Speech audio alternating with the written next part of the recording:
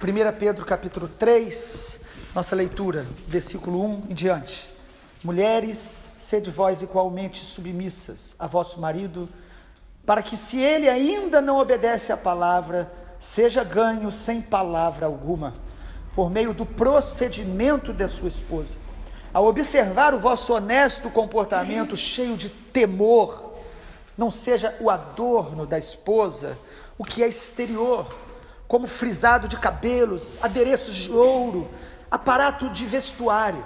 Seja, porém, o homem interior do coração, unido ao incorruptível trajo de um espírito manso e tranquilo, que é de grande valor diante de Deus. Pois foi assim também que a si mesmas se ataviaram outrora as santas mulheres, que esperavam em Deus, estando submissas a seu próprio marido, como fazia Sara, que obedeceu a Abraão, chamando-lhe Senhor, da qual vós vos tornastes filhas, praticando o bem e não temendo perturbação alguma. Maridos, vós igualmente vivei a vida comum do lar, com discernimento, tendo consideração para com a vossa mulher, como parte mais frágil. Tratai-a com dignidade, porque sois juntamente herdeiros da mesma graça de vida, para que não se interrompam as vossas orações. Finalmente, sede todos de igual ânimo, compadecidos fraternalmente amigos, misericordiosos, humildes, não pagando mal por mal ou injúria por injúria, antes, pelo contrário, bendizendo. Pois para isto mesmo fostes chamados, a fim de receberdes bênção por herança. Pois quem quer amar a vida e ver dias felizes, refreia a língua do mal. Evite que os seus lábios falem dolosamente. Aparte-se do mal, pratique o que é bom, busque a paz e empenhe-se por alcançá-la. Porque os olhos do Senhor repousam sobre os justos e os seus ouvidos estão abertos às suas súplicas, mas o rosto do Senhor está contra aqueles que praticam males. Ora, quem é que vos há de maltratar se fordes zelosos do que é bom? Mas ainda que venhais a sofrer por causa da justiça, bem-aventurados sois. Não vos amedronteis, portanto, com as suas ameaças, nem fiqueis alarmados. Antes, santificai a Cristo como Senhor em vosso coração, estando sempre prontos ou preparados para responder a todo aquele que vos pedir razão da esperança que há em vós, fazendo todavia com mansidão e temor, com boa consciência, de modo que naquilo que falam contra vós outros, fiquem envergonhados os que difamam o vosso bom procedimento em Cristo. Porque se for da vontade de Deus, é melhor que sofrais por praticardes o que é bom do que praticando o mal. Pois também Cristo morreu uma única vez pelos pecados, o justo pelos injustos, para conduzir-vos a Deus, morto sim na carne, mas vivificado no Espírito, no qual também foi e pregou aos espíritos em prisão, os quais noutro tempo foram desobedientes quanto à longanimidade de Deus, aguardava nos dias de Noé, enquanto se preparava a arca, na qual poucos, a saber, 8 pessoas foram salvos, através da água, a qual, figurando o batismo, agora também vos salva, não sendo a remoção da imundícia da carne, mas a indagação de uma boa consciência para com Deus, por meio da ressurreição de Jesus Cristo, o qual, depois de ir para o céu, está à destra de Deus, ficando-lhe subordinados anjos e potestades e poderes. Amém. Pedro, escrevendo a sua primeira carta a igrejas do primeiro século, a ênfase que ele dá em toda a carta é que nós temos uma esperança viva em nosso coração. Mas isso não é um discurso apenas, não é apenas uma doutrina, é uma verdade que nós experimentamos. Cristo em nós, a esperança viva está naqueles que conhecem a Jesus, que creem em Jesus, e por isso, por crer, seguimos os passos de Jesus.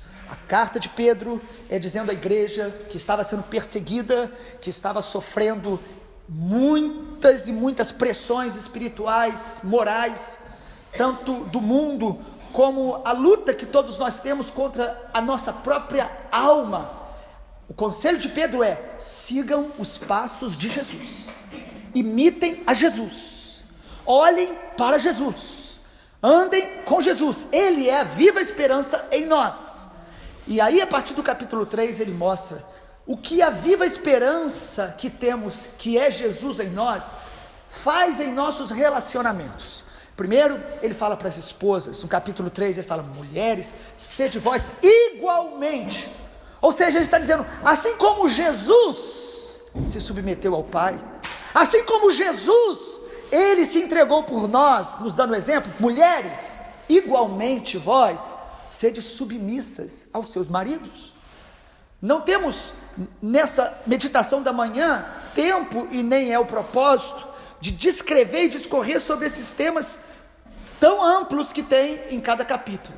Mas submissão é você entender o seu posto dentro da família, o seu lugar de apoiar o seu marido, de ser liderado por ele. Não significa que a mulher não possa falar ou ter as suas opiniões, mas ela se submete à liderança do marido. Por quê? Porque ela segue ao modelo Jesus, ao Senhor Jesus. Ele como Senhor, ele como Filho de Deus, se submeteu.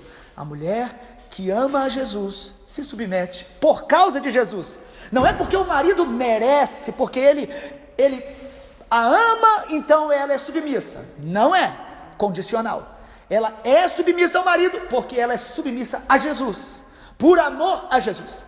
E segundo, o texto mostra que a mulher que tem a viva esperança, ela vai ganhar o marido através do seu exemplo, através das suas atitudes, mais do que falar. O texto é claro quando diz: você ganhará o marido, versículo 1, sem palavra alguma. A sua postura, o seu exemplo fala mais alto do que as palavras. E aqui não apenas o marido que não é cristão vai ser ganho com o exemplo, mas até o marido cristão, você vai influenciá-lo, abençoá-lo e ajudar através do exemplo, mais do que as palavras. Por quê? Porque seguimos a Jesus. E também o texto nos mostra para as mulheres que a mulher deve valorizar mais a beleza do caráter do que a beleza exterior. É interessante porque naquele tempo Pedro tem que avisar a igreja, para as mulheres: olha, não supervalorizem o exterior em detrimento do interior. O texto não está dizendo que a mulher não deva se arrumar, não deva ter os seus cuidados naturais, mas que o maior valor dela deve ser o seu caráter, a beleza do coração, um coração parecido com o do Senhor Jesus. O versículo 4 diz: um coração unido ao incorruptível, um espírito manso, tranquilo. Invista no seu caráter, invista em ter as suas emoções como mulher controladas pelo Espírito Santo. Esta é a marca dos que têm a viva esperança, que seguem o conselho de Jesus. Mas e os maridos? Os maridos também, os conselhos são, versículo 7, maridos, vocês igualmente, ou seja, olhem para Jesus também, e seja imitador de Jesus como marido. Vivei a vida comum do lar com discernimento e tendo consideração para com a mulher. Marido, respeite a sua mulher, ela não é inferior a você, ela não é menor do que você, ela tem uma função diferente. Assim é um exército, o chefe, o capitão, ele não tem mais valor, ele tem uma função superior que deve ser respeitada, mas o valor do caráter, o valor do ser humano é igual. Marido, não trate a sua esposa com desrespeito, com grosseria. Por quê? Porque você segue a Jesus, ou se é que segue, porque quem segue a Jesus vai querer imitá-lo em todas as áreas da vida. em seus relacionamentos. E parece que é dentro de casa que nós refletimos verdadeiramente quem somos. Porque há daqueles que fora do seu lar, eles até parecem de Jesus, mas dentro de casa, as pessoas percebem que não tem quase nada de Jesus. Às vezes um discurso religioso, às vezes um discurso legalista, e até usa a Bíblia para dominar a esposa, para mandar na esposa. É desobediência, e o Senhor é contra essas pessoas e essas coisas. Marido, respeite. Marido, trate a sua esposa com discernimento. O versículo 7 fala vida comum no lar com discernimento. Algumas versões desse texto parecem apontar até mesmo para a questão sexual, da criatividade, da busca de conduzir a sua esposa a ter prazer. Não apenas o prazer sexual na questão da relação, mas também o prazer da convivência, do respeito, do carinho, do afeto. Tratando com discernimento de que ela é mais frágil no sentido emocional e fisicamente também. Marido, você segue a Jesus? Então siga Jesus tratando a sua esposa como Jesus trata a igreja. Não tem outro caminho para quem quer ser de Jesus. E ainda diz, faça isso no versículo de número 7, para que não se interrompam as vossas orações. Então também está implícito no texto que o marido que segue a Jesus chama a esposa para orar com ela. Ora com a família, dirige a sua família à oração. E se não imitar Jesus, as orações são interrompidas de duas maneiras. Ou você não consegue orar com a família, porque se você não dá exemplo, poucas pessoas vão acreditar ou vão confiar em orar com você. Ou você pode estar orando e as suas orações não são ouvidas pelo Senhor. Por quê? Porque o texto diz que Deus ele ouve orações daqueles que são justos. O versículo 12, os olhos do Senhor repousam sobre os justos e os ouvidos estão abertos às suas súplicas, mas o rosto do Senhor está contra aqueles que praticam males. Praticar males, viver no pecado e orar é puro engano e atraso de vida. Por isso, nós precisamos seguir a Jesus. Esposas, maridos, mas eu não sou casado. Mas aí tem uma palavra também, quem segue a Jesus e tem a viva esperança, no capítulo 3 de Pedro, ele fala, versículo 8, finalmente, todos, agora a palavra é para todos, como nós devemos viver, todos, como igreja, que é a família de Deus. Primeiro, viver em harmonia, versículo 8, tenha o mesmo ânimo, seja compadecido, seja fraternalmente amigo, misericordioso e humildes. A humildade e a misericórdia me fazem tratar o meu irmão com respeito, me fazem tratar o meu irmão com carinho, me fazem ter paciência com o irmão. Por que eu sou assim? Porque eu sigo a Jesus, porque Ele é o meu modelo, porque Ele é o meu Senhor.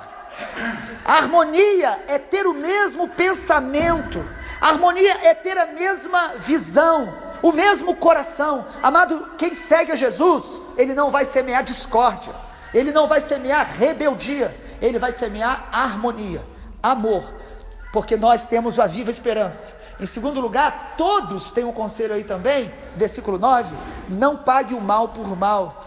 Nós devemos retribuir sempre as pessoas com o bem. Se alguém me trata mal, eu retribuo com o bem. Se alguém me trata bem, eu retribuo com o bem. Assim é o conselho, versículo 9 a 14, fala aí que quem segue a Jesus e tem a viva esperança, ele vai abençoar até os que falam mal deles. Mas eu não consigo, o texto diz no versículo 10, quem quer amar a vida, quer ter dias felizes, refreia a língua. Ou seja, ele está dizendo que vai dar vontade de falar, vai dar vontade de revidar, mas você que segue a Jesus, você vai falar, não vou falar, eu não vou expressar essa ira, eu vou colocar ela diante do Senhor. Por quê? Porque todos que querem seguir a Jesus, devem retribuir o mal com o bem. Mas isso é muito difícil. Quem disse que Jesus chamou a gente para uma vida fácil? O caminho do Evangelho, a porta é estreita, e o caminho é apertado. Precisamos matar a nossa carne todos os dias. Todos os dias nós precisamos crucificar o nosso coração diante do Senhor, diante das situações. Quem quiser se aprofundar nesse tema, leia depois o Salmo 34. O Salmo 34 fala disso, refrear a língua, evitar que os seus lábios falem dolosamente. Versículo 11, aparte-se do mal, pratique o que é bom. Eu só vou fazer isso se eu estiver olhando para Jesus. Eu só vou fazer isso se o meu propósito de vida for imitar a Jesus. Mas se o meu propósito for apenas ser um evangélico, frequentar uma igreja, dizer que sou cristão, aí, amado, eu vou sempre negociar, eu vou sempre ceder ao que me é mais vantajoso e confortável. Mas se eu quero seguir a Jesus, eu vou ouvir o que Pedro disse. E será que Pedro disse isso que para ele foi fácil? Lembra quem foi o apóstolo Pedro? Alguém que errou muito, alguém que se precipitou muitas vezes, mas agora aqui, amadurecido pela obra do Senhor na vida dele, ele aconselha a igreja: siga a Jesus, e para isso, viva em harmonia, retribua o bem e o mal sempre com o bem, sempre com o bem. Terceiro, versículo 15, todos também, diz aí no versículo 15, um conselho para todos que seguem a Jesus: santificai a Cristo como Senhor em vosso coração. Você quer glorificar a Deus? Santifique Cristo como Senhor, ou seja, se submeta a Cristo como o Senhor. E Senhor aqui, com letra maiúscula, a palavra grega, ela não é o Senhor como um homem sobre um outro homem que tenha um escravo. Aqui Senhor é dono de tudo, Kyrios em grego, é dono da nossa vida. Você precisa entender que Jesus tem que ser o Senhor de todas as áreas da tua vida. A maneira que você trata as pessoas, que você reage aos problemas, precisa ser governada por Jesus. E também ele diz a todos: saiba responder aos que pedirem razão da sua fé. No versículo de número 15 ele fala: esteja sempre preparado para responder quem pedir razão de quê? Da esperança que há em vós. Quem tem a viva esperança, ele se prepara em Deus para responder a razão da sua esperança. Ou seja, há uma explicação para dar ao mundo. Por que você tem paz? Por que você tem essa alegria? Por que você reage dessa maneira? Você vai explicar porque Jesus é o Senhor da tua vida.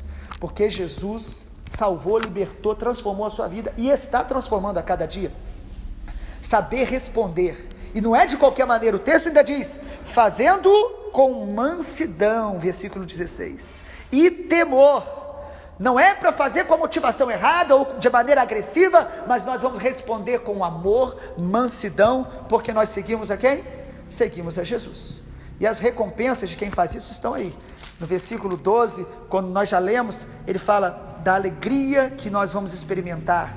No versículo 12 ele diz: os olhos do Senhor vão estar sobre nós, nos protegendo, ouvindo as nossas orações. Quanto mais eu imito a Jesus, mais eu experimento a glória de Deus, a presença de Deus, as recompensas de Deus, a alegria de Deus, a proteção de Deus e as orações respondidas. Porque Deus não ouve a oração porque eu a faço, Deus ouve a oração porque eu oro em nome de Jesus e eu busco imitar a Jesus.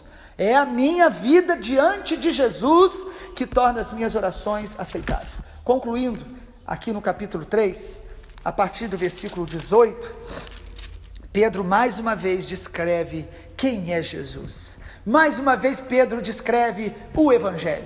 Ele já o fez no capítulo 1, ele já o fez no capítulo 2, todas as vezes que ele fala: a viva esperança está em vocês. Jesus deixou o caminho, os passos para que a gente siga, e aqui mais uma vez ele relembra a igreja quem é o Senhor e o que o Senhor Jesus fez por nós. No versículo 18 ele diz: ele morreu pelos nossos pecados para nos conduzir a Deus. Aleluia.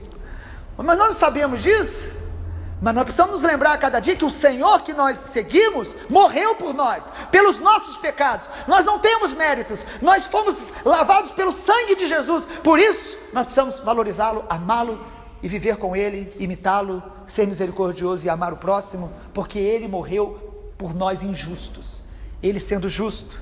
O texto que lá no capítulo 1 ou 2 nós não comentamos, mas fala que ele morreu por nós já antes da fundação do mundo. Ele planejou, ele nos amou antes. E aí Pedro está lembrando o quê? O Evangelho.